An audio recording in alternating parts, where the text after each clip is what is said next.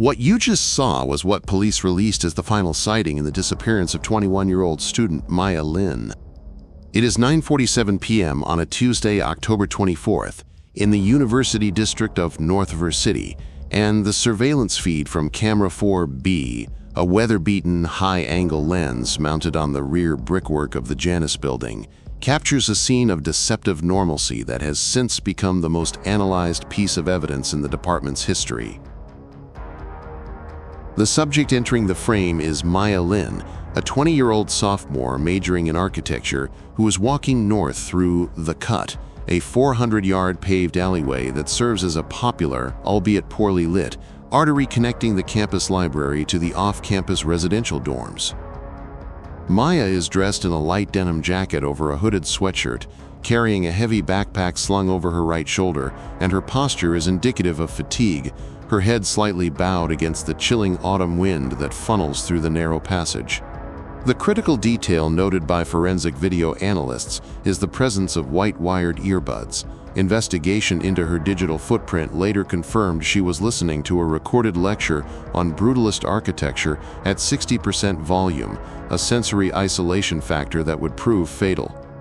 The Cut is bordered by high, graffiti-stained brick walls on both sides, with illumination provided by intermittent sodium vapor lamps that cast a jaundiced, flickering orange light, leaving vast swaths of the pavement in absolute darkness.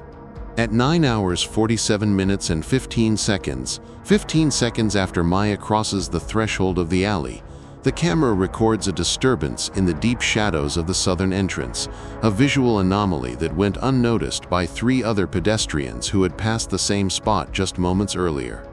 A figure detaches itself from the darkness of a recessed loading bay. The individual is estimated to be 6 feet tall, wearing dark, nondescript clothing, baggy cargo trousers, and an oversized hoodie pulled low to obscure all facial features. But it is their movement pattern that has terrified behavioral profilers. The figure does not run to catch up, nor do they creep in a traditional stealth crouch. Instead, they slide into Maya's blind spot directly behind her, adopting a gait that perfectly mimics her own stride length and cadence. This technique, known in predatory criminology as synchronization or ghost walking, allows the pursuer to mask the sound of their own footsteps by landing their heel at the exact millisecond the victim's foot strikes the pavement, effectively rendering their approach silent, even in an echo-prone environment, like an alleyway. For 3 agonizing minutes, the footage shows this silent tandem walk continue. Every time Maya shifts her weight to adjust her backpack, the figure mirrors the motion. Every time she sidesteps a puddle of stagnant water, the figure traces the exact same arc, maintaining a consistent distance of 8 feet, then 6, then 4. The terrifying discipline of the stalker suggests this was not a crime of opportunity, but a practiced ritual, executed by someone who had likely rehearsed this specific stalk in this specific alley dozens of times before.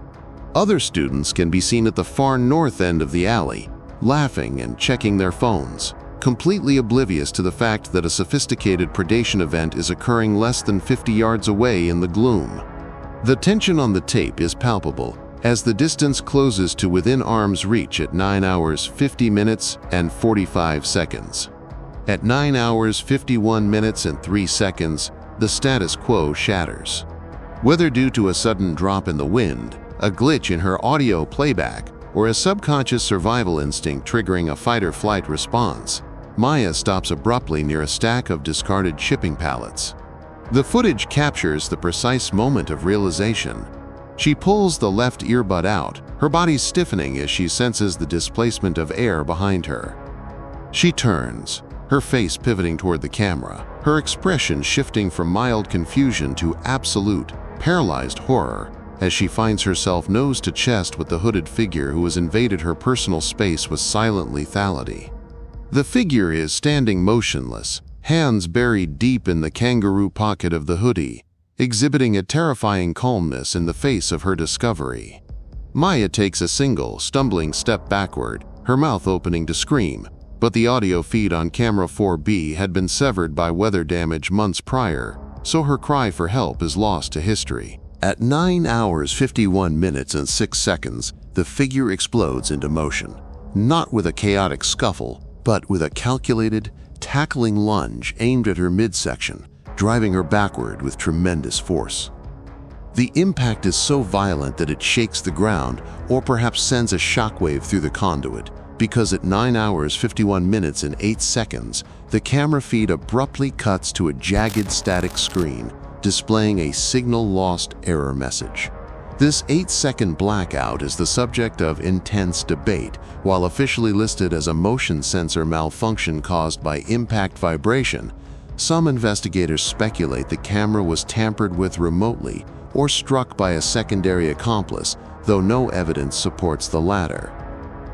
The screen remains awash of gray noise for 8 seconds, a window of time in which Maya Lin's fate was sealed. When the system reboots and the image stabilizes at 9 hours 51 minutes and 16 seconds, the alley is desolate. The pallets are undisturbed. The puddles are still rippling. But Maya Lin and the synchronized shadow are gone. The only physical proof that they were ever there is Maya's left sneaker, a white canvas shoe lying on its side in the center of the frame, illuminated by the flickering streetlight like a grim monument to the abduction that occurred in the blink of an electronic eye. It has now been established by the Internal Affairs Review that the initial police response to the disappearance of Maya Lin was categorized as a priority 3 inches welfare check, a designation reserved for adults who are believed to have gone missing voluntarily, typically due to academic stress or relationship issues. This procedural delay meant that the golden hour, the first 48 hours critical in abduction cases, was squandered while authorities waited for Maya to return to her dorm room. It was not until a municipal sanitation crew clearing the alley debris at 6:15 a.m. the following morning discovered the white sneaker and a smashed smartphone case, later confirmed to belong to Maya, that the investigation was elevated to a, quote, priority 1-inch critical incident. By the time crime scene technicians arrived, the alley had been contaminated by foot traffic, rain, and the morning commute, severely degrading potential forensic evidence. However, utilizing high-intensity alternate light sources, ALS, investigators were able to identify a series of faint, parallel striations on the asphalt leading away from the point of attack.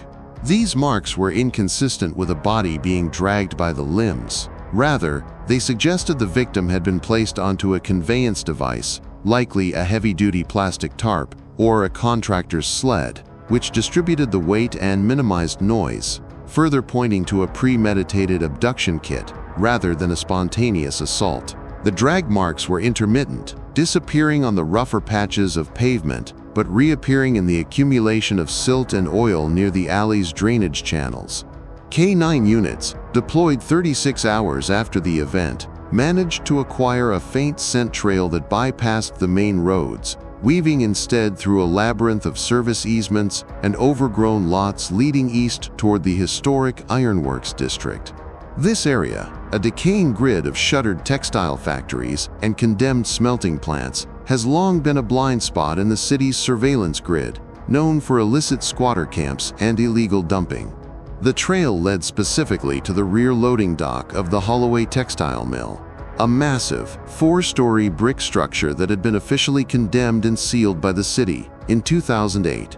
The main entrances were welded shut with steel plates, giving the illusion of impenetrability, but tactical teams discovered a ground-level ventilation intake grate that, while appearing rusted into place, was actually held by high-strength neodymium magnets, allowing it to be removed and replaced silently from the outside. Upon breaching the facility, special response teams found themselves in a cavernous, dust-choked environment that smelled of mildew, rot, and stale hydraulic fluid. The ground floor was a graveyard of rusted looming machines, but the floor in the main corridor showed a distinct, disturbed path through the thick layer of industrial dust, a single wide track consistent with the drag marks found in the alley, leading directly to a freight elevator shaft.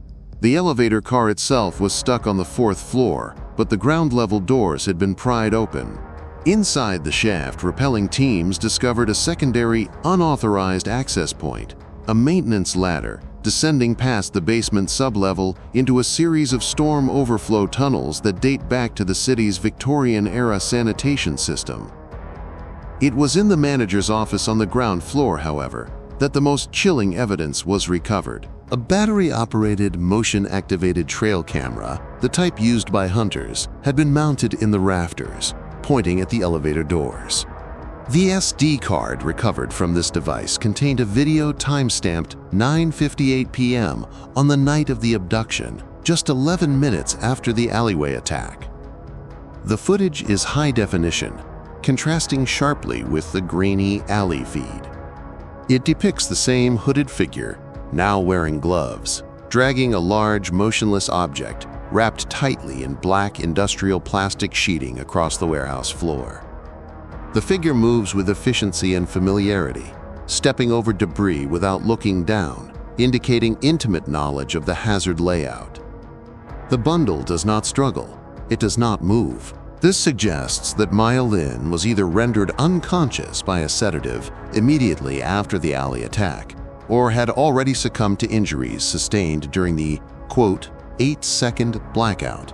The figure stops at the elevator, pries the doors open with a customized tool, and lowers the bundle into the darkness of the shaft using a climbing rope system anchored to a structural pillar.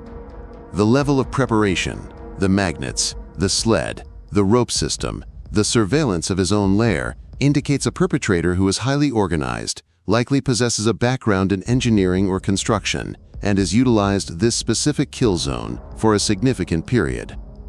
Despite an exhaustive search of the tunnel system utilizing ground-penetrating radar and sonar probes in the flooded sections, no trace of Maya Lin's body has been recovered, leading authorities to hypothesize that the suspect utilized the storm drains to move the victim to a secondary, unknown location miles away from the primary dump site.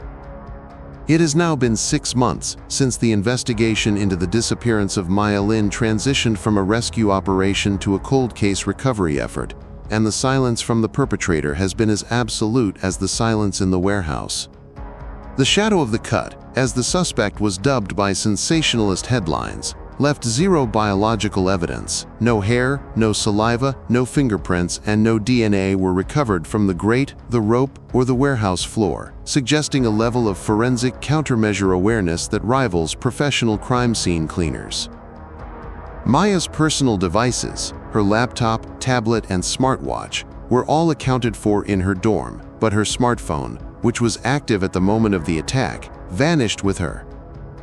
Telecommunications records show the device was powered down or destroyed at 9:52 p.m. that night, severing the digital tether. However, on May 14th, exactly 203 days after the abduction, a dormant subroutine in Maya's cloud storage account triggered a silent alarm at the Cybercrimes Division. At 3:14 a.m., a new file was uploaded to her synchronized photo stream.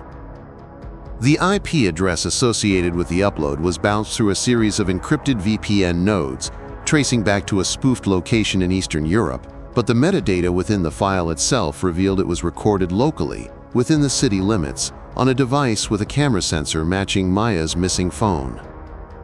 The file is a video, only 3 seconds in length, shot in low-light conditions with significant digital artifacting. The footage appears to be handheld, the camera swaying slightly, as if the operator is standing still but breathing heavily. The visual is a nightmare of ambiguity. It pans slowly across a claustrophobic, concrete room lit by a single, dim light source, possibly a camping lantern. The walls are bare, stained with moisture, but along the back wall, the camera focuses momentarily on a set of metal shelving units. On these shelves, arranged with obsessive neatness, are rows of personal items: a red JanSport backpack, a pair of wire-rimmed glasses, a solitary hoop earring, and a stack of student ID cards. The resolution is too poor to read the names on the cards, but the visual implication is a trophy collection.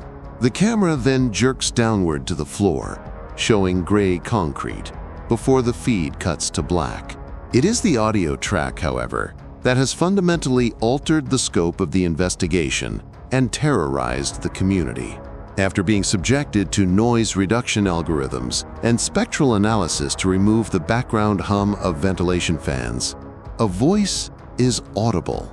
It is a whispered, raspy baritone, sounded directly into the microphone of the phone, intimate and mocking. The voice says with chilling enunciation, 12 others took this shortcut. This sentence serves as a confession to a serial predation that dwarfs the initial theory of a singular crime. The mention of 12 others has forced the Major Crimes Unit to reopen every missing person file involving students, transients, and delivery workers in the University District, dating back to 2011. Preliminary cross-referencing has already flagged 9 potential victims, cases previously dismissed as voluntary runaways, drug overdoses, or suicides, who vanished within a 3-mile radius of the alleyway and whose last known movements tracked near the Ironworks district. The implication is that the hooded figure has been operating in plain sight for over a decade, using the cut as a funnel and the warehouse tunnels as a disposal system, unnoticed by a police force that wrote off the victims as low priority. The upload of the video 200 days later suggests the killer kept Maya's phone charged and secure, waiting for a specific moment to taunt the families and the authorities, or perhaps simply to relive the crime. The location of the trophy room seen in the video remains unknown. Structural engineers suggest it could be a sub-basement in any of the 40 abandoned structures in the industrial zone, or a hidden chamber within the storm drain system itself.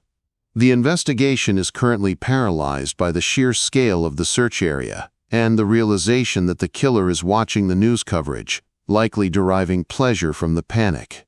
The footage from the alley, the synchronization, the lunge, the silence, is now viewed not as a solitary tragedy, but as a glimpse into a well-oiled machine of abduction that has claimed over a dozen lives, leaving behind nothing but a whispered confession in the cloud and a single white shoe in the rain.